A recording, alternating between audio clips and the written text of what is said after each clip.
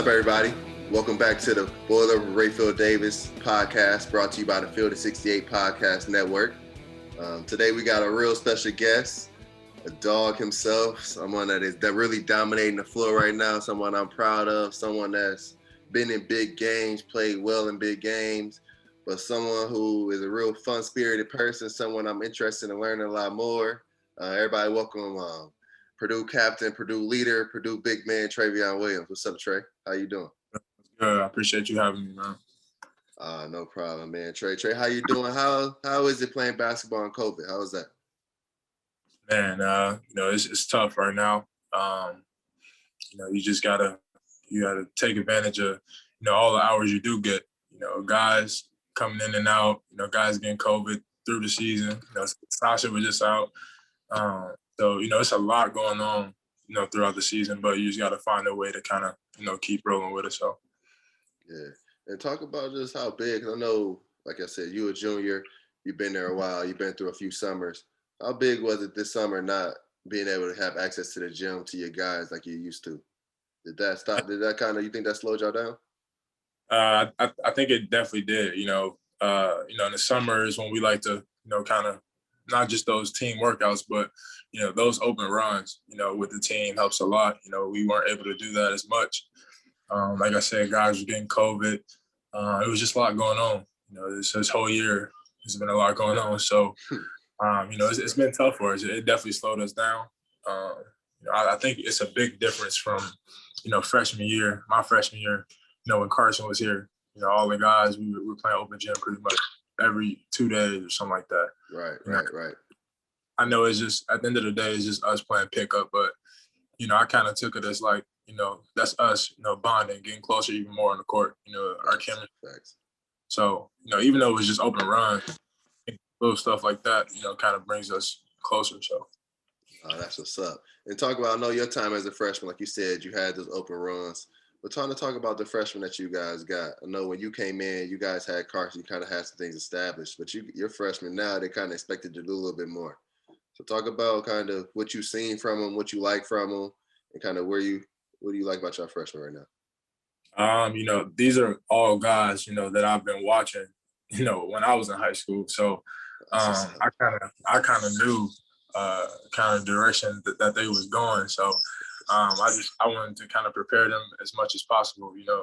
My position now, I'm a junior, so I'm doing my best to kind of give back and be a leader, based on my experience. But just starting with Jaden, like he's a very good player. He's explosive. He can do it all pretty much.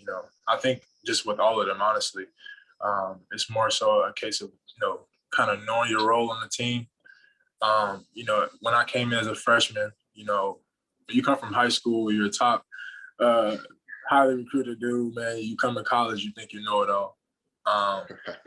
You get there, Coach Painter shows you differently. You know what I'm saying? So I think it's more so just them, kind of accepting their role, but always, being ready when their name is called. So I think we got a good group of guys. Brandon, he shoots the ball well. He takes the pressure off me in the post. Guys got to respect him on the three. Zach, he comes in behind me, but, he's always ready to play. He's a tough dude to guard, man. Like, he wears me out every day in practice. That's a big dude, man. Like, you sound like AJ when Isaac came. Man, I'll be sore every day trying to guard him. Like, we restarting drills because I can't post defense. Like, I just can't get around him. You try to get around him, you know what I'm saying, you're going to catch a ball to the face or something. So, man, it's tough. But I really think we got a good group of guys. Ethan, he accepts his role. He's more of a facilitator for us. But, I think all those guys, high standards, high potential. It's more so just them, like I said, coming in, accepting the role, taking everything in that Coach Payne tells us, you know what I'm saying? Even me being a junior, I'm still taking stuff in, still trying to learn. But, I think we got a really good group of guys, similar to freshman year. Me, Eric, Aaron, and Sasha, we had to come in and be ready. We didn't know we were going to come in and just play right away. But, your mindset coming into college, you gotta, you never know when your name's gonna get called. So I think they all are ready. They give us good minutes every game. It's just more so with us. You just gotta stick together and kind of keep rolling. So. Dope. And you guys are coming together at a good time. And kind of talk about right now, because you've been in this, you said you're upperclass and you've been in this spot before. Last year's season was cut short early. Season before, you guys hit a run at the end of the season and kind of got some things going into March.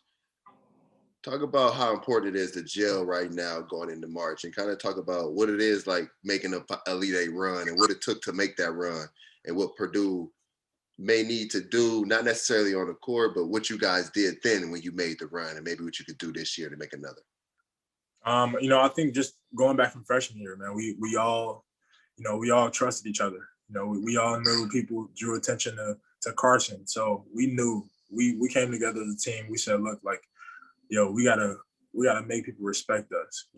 Teams coming in, they looking at the scout report, everybody worried about Carson. That's our time to step up. You know what I'm saying? So I think it was a realization that, understanding that we have to kind of take some of this pressure off of him so he can, keep creating for us. And, a lot of guys, like I said, played their role. A lot of guys were ready to play. Freshmen were ready to play. So I think the gel from freshman year, just having that carryover, realizing that obviously, I don't want to be like, oh, I'm the best player on the team. But when you look at the numbers, people are going to say, oh, we're going to double him. You know what I'm saying? So I think it's more so just trying to get guys going, trying to encourage them every day. And it kind of takes the pressure off of me so I can, kind of create for everybody else. Everybody's capable of playing, you know what I mean? So it's more so just having that confidence from other teammates. So. Yeah, no, and given that's what a leader does, you get your guys ready to go. So you can see that in your play, especially when the games start out. You want everybody to get their feet wet. You want everybody to touch it, kind of get going. So you can see that kind of the way you are as a person. That's kind of the way you could tell. That's not even just in basketball. That's just who you are. You know what I mean? You want people to be comfortable. And just kind of talk about, because you said a good point, and this is something, talk about that transition, because you were a guy that came in, you had to be ready. You had to kind of be ready for your opportunity because, Carson was getting that double off a ball screen. You know what I mean? He had to cut hard to the basket. But now you're not in that Carson role, but like you said, you were humble about it. I appreciate your humility. But like you said, when guys look at that scouting report, you're getting that double. So talk about how that transition from that guy who's in that role player into now I'm getting double. I got to get guys comfortable. How was that transition been? Well, like you said, you kind of talked about it, man. That's just how I am. Regardless of, me being the guy on the scout report everybody's looking for. That's just how I am. I've always been very unselfish, man. I've always been trying to do my best to kind of include my teammates and kind of get them going. I get mad at them whenever they don't shoot the ball. I'm on their heads. Like they know if they don't shoot it, they got something coming from me. Like they know that. But like I said, that's just how I am, man. And I think the more that I can kind of keep that going and give guys confidence and and give them that that confidence to kind of go out there and dominate. It opens things up for everybody on our team. So I think just transitioning. I took so much from Carson being here. I paid attention. I watched, and I saw just making it to the Elite Eight. I think a lot of guys stepped up, man, and that's really all it is. Obviously you want to build chemistry off the court. You want to do all those other things, but it's more so those guys, kind of saying to themselves like, "Yo, I got to step up." So I think we're all on the same page. It's more so just being consistent with it and constantly instilling confidence in those guys. That's what's up. And like you said, we keep going back to kind of who you are as a person, kind of what you give off, what you bring to the table. Because that's why I want to transition to where we're going next. Kind of go back to where Trevion started playing ball. Where you from? Where you grew up playing? Where did you learn your passion for the game? I have a theory that you grew up playing guard at the park, which is why you, at the end of the game, that last game at home, I saw the shake and bake come out. Yeah. Of course. I said, oh yeah, Trevion used to play guard at the park. So kind of talk about how you came up. I know you're from Chicago, but I know a lot about you, but a lot of fans, they may not. Right. So yeah, I'm from Chicago, the South Side of Chicago. Growing up, I was always at a park somewhere playing basketball. The game of basketball kind of came from my dad. He always, it's crazy you talked about the guard stuff or whatever.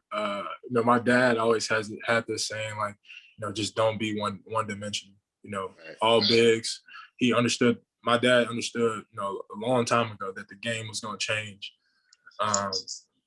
He always told me, man, don't be one dimensional. Don't be one dimensional. So that just kind of stuck with me. And ever since then, man, I just, like, growing up, I always did. I never went to a big man workout until high school. Never. So, like, I was always working out with guards. I was always doing, guard drill work and working on ball handling, doing little stuff like that. Trying to prepare myself. Obviously, in the middle of that, I was trying to lose weight. And then, on top of that, being in Chicago, I was trying to find safety, you know what I'm saying? So it was a lot, kind of growing up, but you don't always get put in the best situations, you know what I mean? The stuff you can't control, but you gotta, rock with the cards you deal with. But I think more so is my dad, man. He kind of instilled that in me, and that's kind of been my mindset, trying to expand more and more. I come from a huge family, man. I got family all over the place. I don't have any brothers and sisters, but my cousins, every single one of my cousins is my brothers and sisters. So huge family dude, man. Like, family is everything. I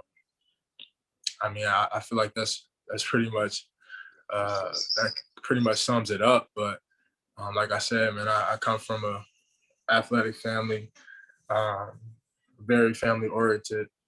I don't know, my background kind of made me, being from Chicago.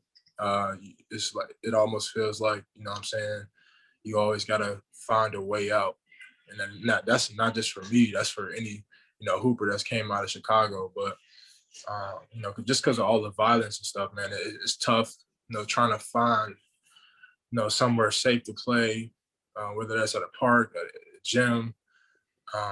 But this basketball is just something that I've always enjoyed, man, and it always got me away from all the violence and kept me out the street, stuff like that. Obviously, my mom did a great job of keeping me away from stuff like that. But like I said, basketball, just, I was free, and I was having fun while I was doing it. So that's kind of why I stuck with it. So. I feel that. I mean, because we both probably had friends no longer with us, friends that's incarcerated, friends that didn't made a right turn, we made a left turn. You know what I mean? So no, for you to be able to, like you said, go through that, because I know what it's like to be able to go through that, keep your head straight, to be the one that made it out. That's a lot of pressure that a lot of general fans don't understand, they don't know about. So you know what I mean? When you playing a game, you may not be playing it in your head for just Purdue. For you, that's for me, it was for Devontae Haney, who was killed. You know what I mean? It was for Montez Brooks, who was shot and ultimately died. You know what I mean? So it's one of those things where you're not just doing it for yourself at that point, because you are one of those people at the point where a lot of people don't look at it, but if you look at the statistics, you maybe be a chosen one that was chosen to make it to where you made it to. Right. You know what I mean? And so when did I said that to say that's what's up though.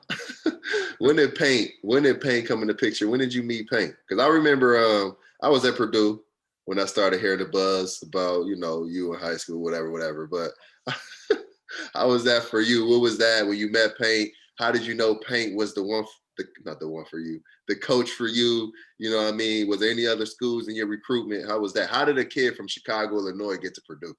You know what I mean? Man, for one, my main goal was to be close to home. Like I said, I'm a family dude. I always wanted to be close to my family. So I kept that in mind, throughout my recruitment process. Obviously starting off, I got my first offer from Michigan State. No, I got my first one from Xavier. Then my second was from Michigan State. I was always getting comparisons to Draymond Green with the, the passing and stuff like that. I was always getting those comparisons throughout high school.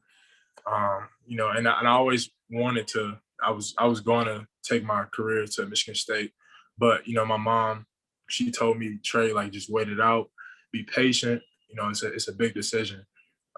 So my junior year, coach, he came in my sophomore year. Really, I think it was Coach Owens. I forget what school he's at now, but Miami, Ohio. Yeah, Coach Owens and Coach Gary, Coach Greg Gary. They both started looking at me. Then Coach B got in the picture, and I finally met Paint my junior year. Obviously my junior year, I was kind of making progress as far as like recruiting. I was getting more and more schools looking at me. Then Paint comes to my school, shows up at a game. Now I see him sitting front row. I'm like, man, I can't have a bad game. Not in front of the head coach. I can't have a bad game. What's up? Nah, man, but it was a great experience, man. He showed up. Coach B came to my house. They were just, they really showed, that they wanted me at Purdue, and that was one of the main reasons why I went.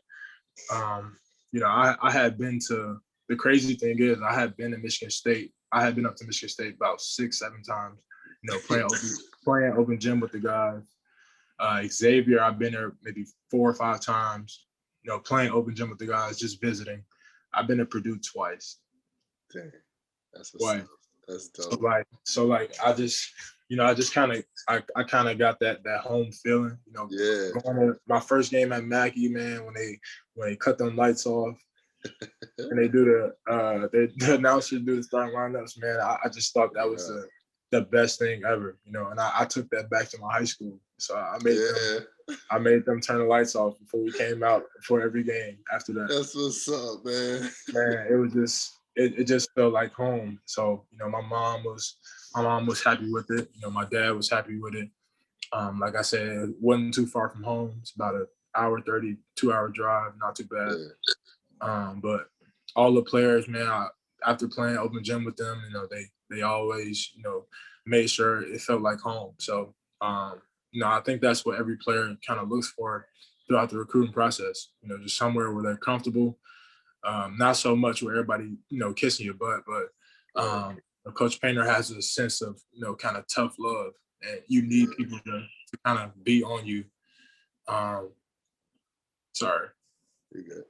You need people to kind of be on you like that, in order for you to grow as a person. So I think that was more so what had to do with my decision, who was going to push me, and not tell me, oh, you're doing good. Sometimes you need to hear that you're doing bad, or you need to fix it. Coach tell you that. Man, he'll tell you that in a heartbeat. One thing I always appreciated about him is his honesty, man. You might not want to hear it all the time, but he's always honest with you, and at the end of the day, he's always got your back. You know what I'm saying? Right. So, no, that's real. He always got your best interest at heart, and he just wants you to be he wants you to be a successful human, and more than to me, he wants you to be a successful human more than he wants you to make all your free throws. He wants you to be, obviously, he wants you to be a functional basketball player to be on the court. Obviously, he wants you making free throws, but he really cares about the person behind the player. To me, it's always felt like. And then for you now, you in this role, like you said, Purdue felt like home.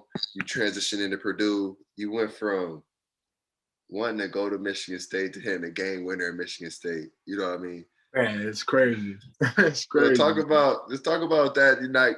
I know now it's a little different playing on the road in the Big Ten, but talk about going into some of those arenas. What's the craziest arena that you play in? You know what I mean? Where is the fans the toughest? Or even, because even though maybe it's not the fans, maybe it's just the arena itself. What's some of your favorite arenas to go to? I would say the most exciting one, when fans were allowed, was definitely the Braves, Michigan State. I think that was the most exciting one. When they score their first bucket, they throw the towels up. Yeah. Stuff flying around, man. Like, it's crazy. But that's probably the most exciting. It's hard to kind of go in there and get a win. You got to be, you got to be a really good team to win there, man. And I think that's probably the best arena to play in, other than Mackey. Yeah, what's it like playing at Mackey in front of 14,000 when it's full? You get a big stop, a big bucket. What's that like? Man, it's insane. I can't. You can't even explain it, man. Like you feel like you in an NBA game. Like it's so heartwarming, man. When you do something right on the court and everybody just cheering you on, you Right, get it. right. Everybody going crazy. And I think the best feeling was, like I said, going back to my visit. You know, just sitting in the bleachers. I'm looking around like, yo, these people going crazy. Like, you know what I'm saying? Like the paint crew, man, they all into it. You foul out, they count, they watching your steps on the little screen. Like, man, it's insane. I can't even explain it, but you know, I feel real sorry for, you know, kind of the freshmen. You know, they haven't got to experience that. You know, thank God I did, but man, it's an unbelievable feeling. No, that's what's up, Trevion. I mean, everything you're saying makes a lot of sense to me from being as a player. I played in there. But just a few more questions, a couple of questions from Twitter. What's something that you've learned from kind of your underclassmen to your upperclassmen years? So maybe you learned about yourself, learned about paint, learned about the team. But what's something that you've taken from your underclassmen to your upperclassmen? Um, from my underclassmen to my upperclassmen. As far as, I Um, mean, anything you've learned just kind of through the transition to college basketball, that if someone was listening right now that is coming in next year as a freshman, what would you tell them that would kind of get them over the hump a little quicker? just cherish everything. You know, cherish your time in college. Don't take anything for granted. You know, obviously, you know, COVID happened, but disregarding that, you know, you just never know. You know, everything moves so quick when you get there. You know, like I said, I feel like I was a freshman yesterday. I'm a junior now, so That's real. man, it goes fast, man. So like I would, if I had to give any advice, it would just be, you know, to cherish your moments in college and really take what you can get, you know what I mean, and put your best foot forward. Um, like I said, it goes really quick, man, and you just never know what's gonna happen. You know, we didn't know our season was gonna get canceled like that last year. You know what I mean? That's real. That's real. Freshman year, we didn't know we was gonna make it to the Elite Eight. But you know, things happen, and you know, it's so much going on. So I would just say, you know, just cherish every moment you get. You know, in college, man, it's fun. Like it's you got to be excited to want to be out there, to want to practice, to want to, you know, watch film, whatever the case may be. Um, you know, Coach Painter actually just talked about it, man. He was saying just be excited about being here. You know what I'm saying? A lot of guys, was just was kind of getting down on themselves for, you know, previous games, and you know, obviously you got me and all the other guys trying to encourage them, but you know, Coach Paint pulled us all to the side. He said, "Man, be excited about being here. You know, if it was he always says if it was easy, everybody can do it, man." You know, and he says that all the time. He says he sounds like a broken record, but I think that statement is 100% true. You know, if it was easy, everybody could do it. And you got to realize coming in that everybody, you know, there can always be somebody else in your position. You know what I'm saying? And you just can't take it for granted. So, Nah, man. Hey, man, I really appreciate your answers, man. That's what's up. You can tell you've become, I mean, from the beginning of the season, when I remember we talked on Zoom to now, it's been just a couple months. And I can see a lot of growth and kind of just where you are mentally, even the way you started the season. I don't think you started how you wanted to, but the way, I mean, I've seen guys not start the season how they want to and kind of never catch up.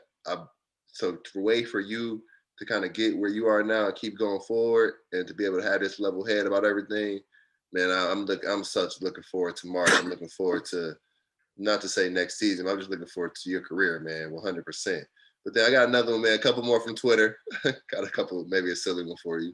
But I know we get, I mean, I guess a lot of people don't know we get meals after the game and whatnot.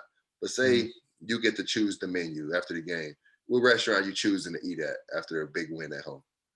a big win at home. You on campus, you're in Lafayette. Where you going? Oh, that's a tough one. I'm definitely going to the Bryant probably. To the Bryant. I ain't never had Bryant. that. You ain't never had the Bryant? It's a new place. That's crazy. You an old head. Oh, he called me old. No, I'm playing, man. I'm playing. But nah, the Bryant is it's a new spot they put up, man. It's basically like a better version of like, I don't know, Texas Roadhouse, whatever you want to call it. Check that out, man. I'm gonna be up there next month. Yeah, it's a decent little spot, man. They got like steaks and all that, and burgers and milkshakes and all that stuff. Yeah. That's dope. Nah, man, I'll definitely check that out. Hey, Trevion, what's one thing that you learned from Coach Payne? And that's a question from me. Man, I think if I had one word to kind of sum him up, man, it's honesty. You know, he's always honest with you, and if you lie to him, man, you know, you're gonna feel like the worst person in the world. Earning his trust is tough, man. Yeah, it really is, and you know, he knows people inside and out. He knows your reaction to things, what it means, what you're really saying in your head. Like he understands. He's dealt with so many people, so many players, so many, you know, whoever it may be, he's dealt with them. So I think he understands people inside and out. So I think one thing that I've learned with him is being honest and just trying to, like I said, earn his trust. You know? So that's real. Nah, man, Trevion, I appreciate you joining us. I know you got some studying to get back to. Definitely look forward to checking you guys out this weekend. I know you got big games to finish the season, going into March. Definitely looking forward to you guys making a run, Big Ten tournament, NCAA tournament. Trevion, definitely keep going. Definitely keep leading the guys. Like I said, I love what you're doing. I love the leadership style. I saw a tweet earlier in the season.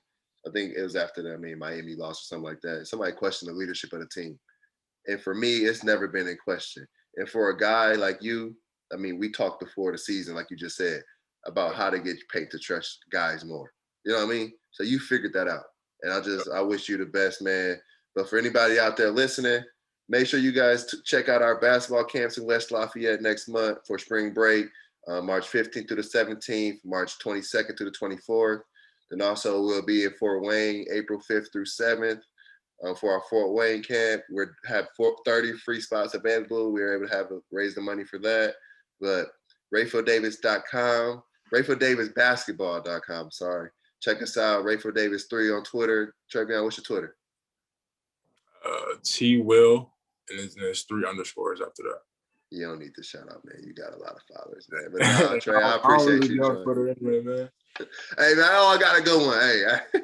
Hey, you think you? I saw this on Twitter. I gotta ask. You think you could convince Payne to do a TikTok dance? I guarantee if we get to the Final Four, he just might think about it. He That's all you need. But I doubt it, though, man. I doubt it. I'm gonna try my best, though. I know people have been asking me. They've been waiting on it, so I'm gonna try my best. Hey man, you the first big man I seen Payne let somebody bounce past the ball to. You the first big man I seen Payne let pass the ball. So, hey man, you could be the first big man to get Payne to do a TikTok, man. I got a lot of pressure on you to get us to the Final Four and get us one, man. No way. I appreciate you, Trey. Thank you, bro. Have a good one. Hit me up whenever, anytime you need me. You know you got it. To anybody out there listening, Boil Up with Rapheal Davis. Subscribe on YouTube, Rapheal Davis Podcast. Check us out on all social media platforms. We got a new Instagram page with new Purdue basketball content. Second best Purdue basketball content to Boil It Raw. Shout out to Chris. But Trevion, I appreciate you, big dog. Yes, sir, man. Thanks for having me.